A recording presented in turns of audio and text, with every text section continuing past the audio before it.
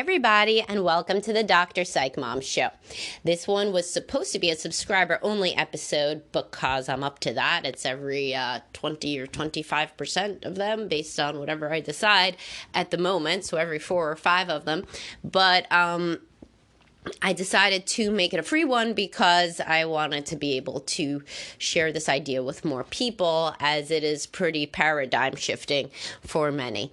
But still do subscribe. The next one coming up is what your child learns from observing you with your partner. And many people think that if they're just not like yelling or in open active conflict with their spouse, that their child is just, kind of like a plant that's just there and not really picking up much and just doing their own thing. They're not. They're observing you constantly. They're observing you and your spouse and how you interact, and that is extremely integral to the template that they develop for how interpersonal relationships should work, such as their own later intimate relationships and even friendships. So that's going to be the subscriber episode tomorrow, so please do subscribe now. Anyway, so let's talk about this topic of what men want in bed. And let's just do higher libido partner in parentheses whenever I say men, because as I've said, it's more often men, but there are women who are the higher libido partner. So what a lot of men want, what every high libido man wants, is some sort of novelty in their sex life. Why? Because you know what? You only live once. And there's 2 reasons. The first one is overuse of porn. So stop watching too much porn, because most women are not porn actresses, and therefore they do not do the things in porn because the people who do the things in porn are being paid to do them. And they probably don't like doing them very much. But anyway, the second is that we're all going to die. And by about midlife, men realize, if I don't do these things that I've always yearned for, even before many of my clients, even before smartphones and even the internet was a thing, I have wanted, for example, to get a blowjob. And if my wife of, 20 years will not ever do that, and there are people in this situation, then I am going to go to my grave never having had a blowjob, which I, find to be horrible, and pretty morbid. And I want something that makes me feel different and new at this stage in my life. I mean, this is why people cheat, honestly, not to get blowjobs, although that could be a secondary reason. But if you read Esther Perel's Mating in Captivity, which everybody should, she talks about that the number one reason people cheat is that they feel alive.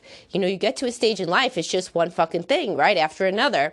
You feel like you're on a hamster wheel, and so people want that feeling again, at least in part, of being young, having options, having potential. You get up in the morning, you don't exactly know every single goddamn thing that's going to happen that day like you do as an adult and as a parent, especially. You're trying to keep your kids on some kind of a routine. So, I mean, what could be so exciting?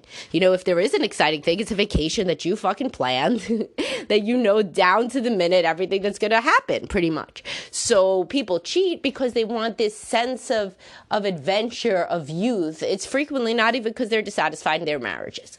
So related, when men want novelty in their sex lives, it's because there's really no novelty anywhere else. This is the most important thing to them, the most important love language.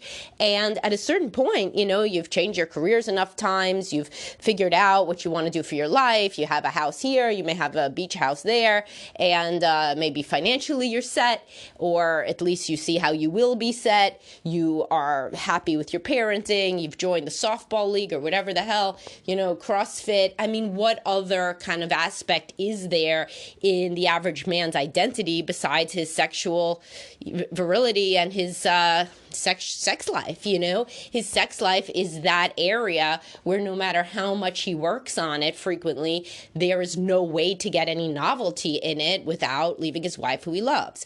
So that's really a pickle. When women are in a situation where they want more novelty and more adventure, men usually understand that super well because they themselves feel like that very frequently. Men are more often sensation seekers as well than, in fact, what's her name? The the highly sensitive person woman, Elaine Aron, came out with another construct called high sensation seeking. So if you Google high sensation seeking test, as I've told you to take the highly sensitive person test numerous times, you know, I write all about highly sensitive people. Half y'all's wives are probably highly sensitive people. Most of the women listening are probably highly sensitive people. It's 20% of the world, but probably 80% of people who are interested in psychology. But anyway, she has another construct, high sensation seeking. And in fact, you need to get an 11 on this test to be a high sensation seeker as a woman. But she says you need to get a 13 to be a high sensation seeker as a man, because on average, men are higher sensation seekers than women. Like, that should be pretty obvious from people who've raised boys and girls. Who's climbing more? Usually boys. So the point here is men really understand their wives' need for novelty and adventure, even within, you know, smaller, more constrained bounds than they have, because this is something that they themselves experience on the regular. So it's very rare for a woman to say, oh, I want to try something new, whether it's a new kind of exercise, a new place to eat, a new place to live, and a man just like doesn't even understand. Men that are super rigid about that stuff and don't want their wives to have anything new in their lives are generally very rigid, depressed guys, and should refer back to my OCPD podcast and just ones about when your wife thinks that you're very difficult all the time. I have one like that, and may even want to think about the type of, well, definitely want to think about the type of home that they were raised in, whether they never got to do anything and had a very constricted, negative upbringing. Because usually the default that I see in healthy relationships is the woman says, you know what, I always wanted to go, you know, to play pickleball. And the guy's already Googling pickleball, you know, especially if he loves his wife, right? And because he understands, oh, a new thing that she wants to do, oh, that's like me. I like to do new things. I can understand that. And this is why the majority of happily married men go along with the wives' home renovation ideas. As I discussed in another podcast, this is a woman's, frequently women use this as a creative outlet, getting something new under the sun after like 40 years of life, etc. So for men, that whole thing is sex, you know, like all these guys that are like triathlon training and everything, if they had a better sex life, half of them would just not even do that. So the point is here that in reality, the reason that the man wants new things in bed is because he has a desire to feel alive, to feel that there's something new in his life, that it isn't just a straight shot from here to the grave, etc. But what if the woman doesn't want to do the things that the man brings up to do? Well, you might think this is like an insurmountable issue in this era where everybody's got to just do exactly what they want to do all of the time, which is obviously anathema for a healthy relationship, but is really good for self-actualization if you're single. And I talk about this in my podcast episode, The Cult of Boundaries and Preferences, and how they sabotage intimacy, or what have you. I think that's the title. So, and by the way, this is super hard to search for any of these things. What you got to do is like remember any of the words I say for the title of the podcast and just type it into Spotify, Dr. Psych Mom Show Boundaries, and then you'll get like 2 of them, and then you pick the right one. But anyway, that's just my tech tip in case anybody's even stupider than me about technology. So, here's the thing. Now that I did the whole intro about how what men really want is to feel alive and different, to do something new, and how men overuse porn, here's the thing. So the man feels like, I want a blowjob. Why do I want a blowjob? Well, a blowjob feels good. But also, this is the thing. The man is not infinitely creative. So many women put their husband on a pedestal like he's some kind of, he like knows about sex. He knows about sex from who? From like the 2 girlfriends he had before you, the 3 one-night stands. He's not a sex guru. He's just watched a lot of porn, so he seems like he knows a lot because he's, you know, he knows more than you do about things that people do in the world. You know, he knows about different sex acts. But he's not really that, super experienced. Men who are super experienced, quite honestly, don't usually get into a situation where they're married to somebody who won't give them a blowjob. That's just kind of how it goes. Because the number one variable they were selecting on for a life partner is, will give blowjob. Blowjob equals baseline, and then from there, perhaps we're going to, invite a third into our bedroom every weekend. So, like, men who are super experienced, the average woman listening to this is not dealing with such. Instead, it's a fairly average man. He says, I want something different. Here's something different. A blowjob. That seems right, I've seen a lot of porn with blowjobs. That sounds good. This seems like it's going to make my life better. This seems like something ubiquitous for other men. Seems more like that when you watch porn. Of course, you could only watch blowjobs, and you seem like 100% of men are getting them. 100% of men are not getting them, by the way. But anyway, so the guy is not as creative as you think, nor does his preferences, nor do they reflect some innate reality the way that you think they do. Nobody's does. Everybody's preferences are mediated by society, by what they ate that day for breakfast, by what they saw on TV, by a million fucking variables, a million variables. So the average man, his preferences are much more malleable than you think. The main thing that he wants is a partner to be enthusiastic about novelty. So think about it like this. So what if your husband said to you, hey, what I really want for my birthday is for you to come fishing with me for 12 hours, and it's going to be great. We're going to be this tiny little boat, and it's going to be, just us. It's also going to be 40 degrees. You might be like, no, but, what about we do this other thing where it's like, I go out with you for like 3 hours, and it's, it's in a different place, so it's going to be like 60 degrees. So unless your husband's like a real asshole, he's going to be like, oh, okay, I'll try that. Thanks for coming, and if he is a super big asshole, then refer back to the rigid OCPD sort of, not like everybody who's an asshole has OCPD, but, a lot of people are rigid and difficult. But if your husband is like within normal limits, as long as you come up with an alternate idea that's kind of in the same vein, he's going to see that you're trying.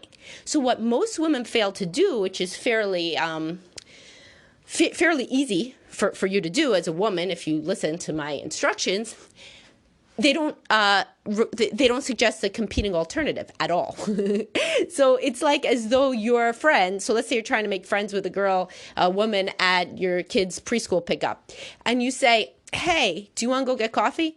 She says, I don't drink coffee.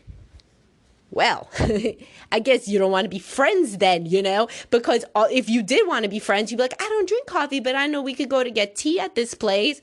Or you could say, you could drink coffee, but I'll just, bring a smoothie or something. Like either way, you're going to suggest an alternative if you give a shit about the relationship or about creating a relationship. But women don't do this in bed. The guy's like, I want a blowjob. And she's like, no. Well, I mean, what's happening? Like, where is the alternative that suggests that you are in some way receptive to anything? As I said, most guys are not they don't have their flag planted in the ground about the blowjob. They really don't. I talk to them. This is my job. I talk to guys all the time. If the woman was like, well, I don't know about that. You know how I am about blowjobs, but here, check this out. Check out this link of this thing that I want to buy that is like a French-made outfit. Guess what goes the way of the dodo? The fucking blowjob. Because the guy is going to be so excited. He's going to pinch himself. Oh my God, wait, you want to do anything? There's like something that you want? All right, it's not a blowjob. All right. It's this other thing. Oh my God, you want to do a thing? Wow. Trust me. The average man wants novelty and enthusiasm. If you come up with any competing alternative. Now, this does not mean that you shouldn't try to give him a blowjob. Of course, everybody should try to be extremely flexible within their marriage. If you have a hard stop on blowjobs, then why does he have a hard stop on, not being a sarcastic asshole? Lots of, one-to-one correspondence. If you think your partner has too many hard stops about things, you're going to amass a lot of them yourself. And they're going to be outside the bedroom or inside the bedroom, doesn't really matter. But if you come up with anything that indicates that you also value novelty and adventure within the sex life, you could run the whole show. The whole entire the sex life could turn into you getting to buy cute outfits from, whatever store and showing them to your husband. Bam! His sex life is like 10,000 million times better. The other thing that you're doing is showing that you're willing to play ball just in terms of the relationship overall, not even just the sex life. So instead of shaming him, you're saying, you know what, you're important enough to me that I am going to figure out some other thing, that is also something that you would like, but that can be something that both of us like, or something that we both know I'm doing for you, but it's something that's not abhorrent to me, or what have you. So this is like the quote hack, which I say, in jest, because all this is be doing what people in more healthy, close relationships do on a regular basis. They say, all right, I don't want to do this, or I can't do this. I may think I can't do this, or I won't do this, but what about this? What they don't say is, I can't do this, so go fuck yourself, pretty much. And if you do say, I can't do this, so go fuck yourself, then don't be surprised when your marriage is terrible, because that indicates a complete inability to see outside yourself, complete lack of empathy, lack of perspective taking, lack of kindness, lack of generosity. If you suggest literally any other, so you're like, okay, well, I'm not somebody who could say that. I am too shy to say something like that. We could go so low level. If you cannot think about anything that you find remotely kinky or anything outside the box, if you touch your husband more, half your problems will go away, at least, if not all of them. Literally. This happens in couples counseling all the time, or in individual. The guy will be like, you know what I really want to do? I want to do BDSM. And then almost within 10 minutes of talking, he's like, if my wife just kissed me when I came through the door, that would also be good. So we've gone from the dungeon to just basic affection. And this is not unusual. This isn't because something about men or, women.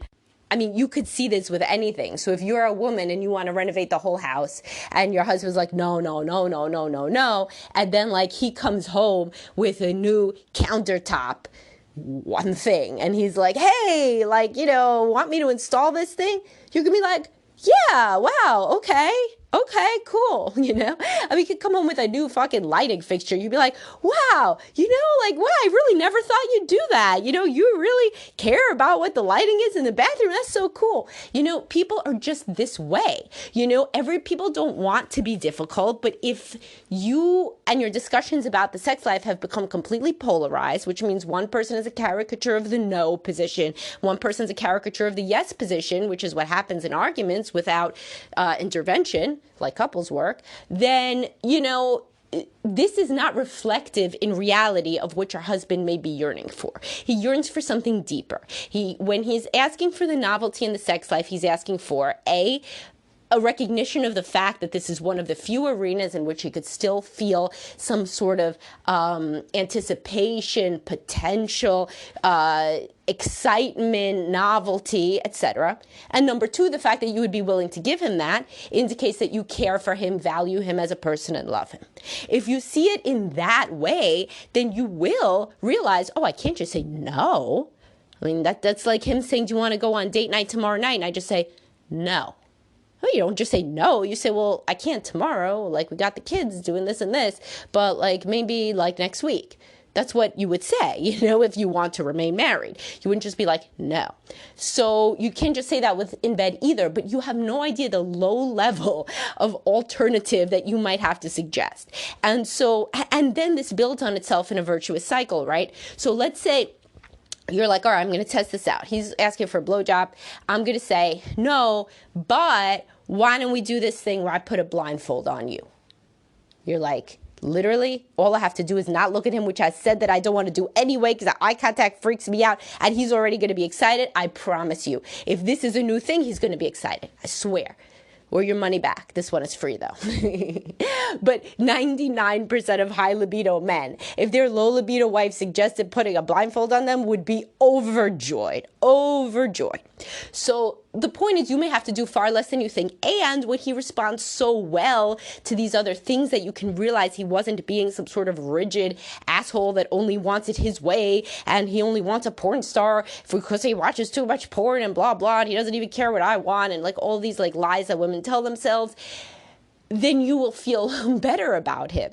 And you may even, in a wonderful turn of events, be like, well, he's not a bad guy. Look how happy he is about this one thing that we did together. It's really, he does just seems just want anything that is new, different, and fun. I can understand that. I like things that are new, different, and fun in the domains that I value. So, if he was this happy about this like low-level alternative sexual thing, what if I actually did give him the damn blowjob? Man, he'd probably be over the moon. I'm curious to see. That would be a best case thing. I am curious to see how happy he would be with the thing that he wanted all along. But honestly, for the men listening that are like, well, that's some load of shit. Literally, though, you're not picturing this accurately.